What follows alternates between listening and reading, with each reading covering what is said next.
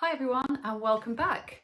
This video for you guys is about calories and how calories are not all equal. So I want to touch on what a calorie is, a little bit about what it does in the body, and then some key top tips for you to think about when you're looking at the foods and drinks that you're eating. So if you don't know me already, my name is Gillian Killiner. I'm a registered dietitian and I have 25 years experience dealing with thousands of people. So I'm acutely aware of all the different things to do with nutrition and your health. And in these videos, I take a snapshot of a topic that's very popular and give you some really simple top tips so that you can implement them into your diet so you can get healthy long term. What is a calorie? A calorie is a unit of energy that we require to fuel our bodies. But not only fuel our bodies, we need it for repair, replenishment, for feeling well, and for getting us through our daily activities. What happens when we consume calories is a really interesting area that a lot of people overlook, and they just believe that calories in equals calories out, and they don't think too much about it, and they go and track these calories following the macros and then wonder why they're not really succeeding and it all falls apart. So first and foremost, we know that calories being a unit of energy, if we eat more calories than we burn off, we will store those calories as fat around the body. And we have this problem in our society due to a variety of factors. It can be due to the way that we eat, the foods and drinks that we're consuming, how fast we eat, are we paying attention, are we mindful? It can be in relation to the fact that we're not active. It can be due to inflammation and ill health. Our environment is really quite obesogenic. So there's multiple different factors. In addition to that, it can be due to our enzymes, our gut length and our gut bacteria. So you can't just count a calorie and think that that is all you need to do. Drilling down further, what happens to the calories? Well, those calories that go in have a variety of different pathways that they can go through. And these are metabolic pathways, they're biochemical, and they're impacted on the hormones in our body, and what happens to that calorie is based around the types of foods that you're eating. The foods that we eat, therefore, are really important to think about. And again, I see people on YouTube and they're doing these videos on 1200 calorie diets, what I eat in a day. And when I watch them, I am in horror because they are squeezing these no added sugars sauces and really devoid of good quality food choices. That's what they're consuming. Yes, they may have lost weight, but you are watching them in the first year of their weight loss journey. I would be very interested to see them in 5 and 10 years' time. And that's the difference between someone who is looking at the long-term health benefits of weight loss and these quick fixes that are really not sustainable. The person usually is not able to keep it going because they are hungry.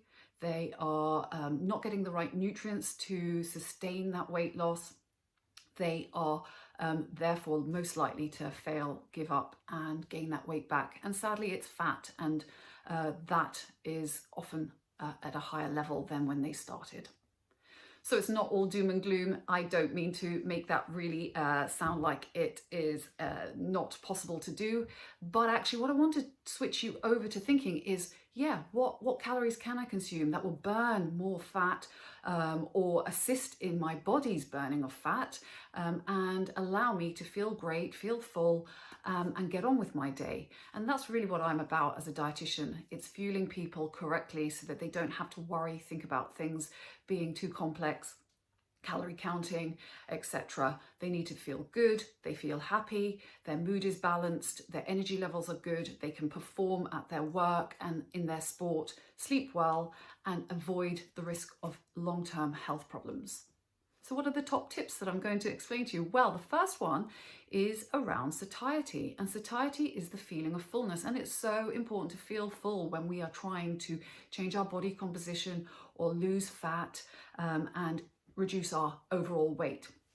And the feelings of satiety actually come from the importance of things that keep you full for longer. So we know Things like proteins are an inefficient way of our bodies being able to utilize energy. So that's an advantage, because having proteins in your diet at the right amounts will allow you to then be inefficient in its breakdown.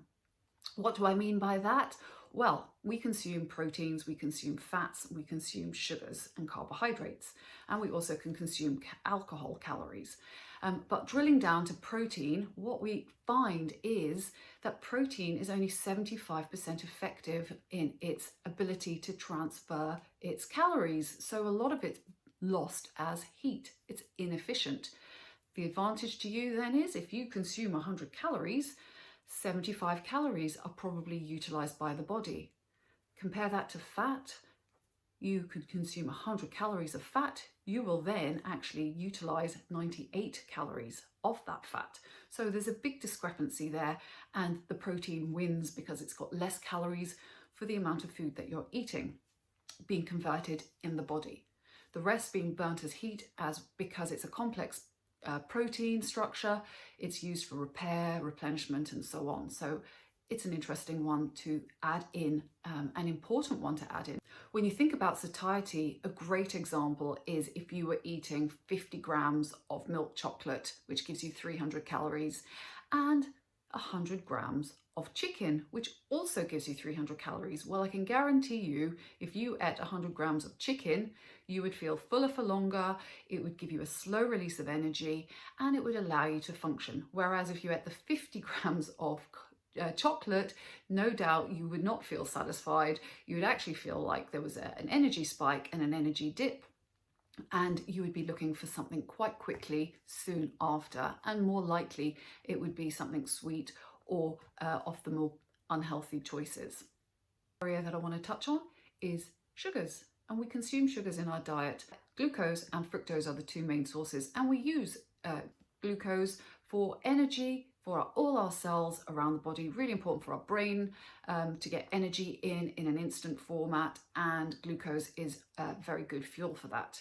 The other fuel that we consume, and we consume much more when we eat a processed diet, is fructose.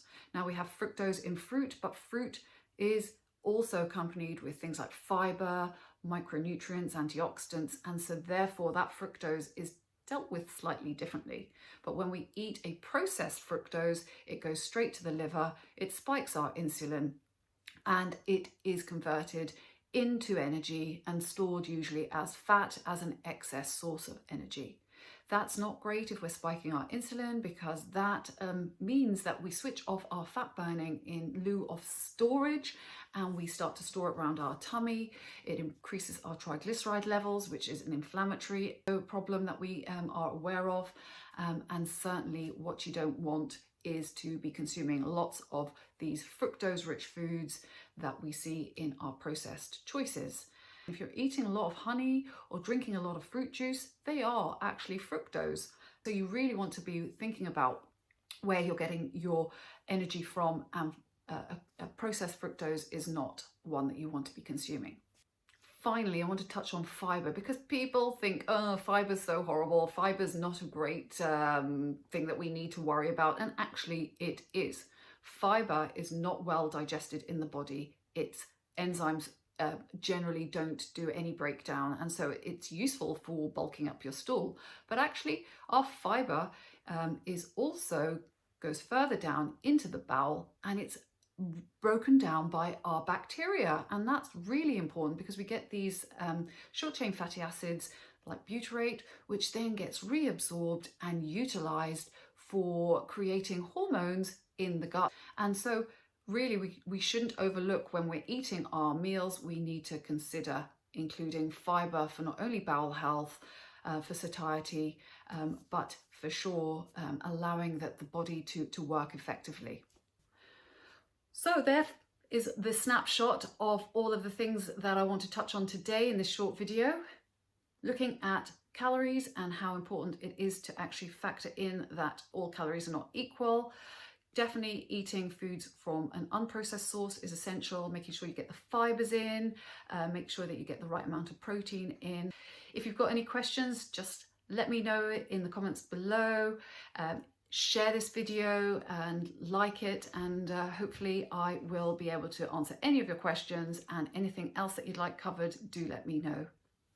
Many thanks for watching. Take care. Bye.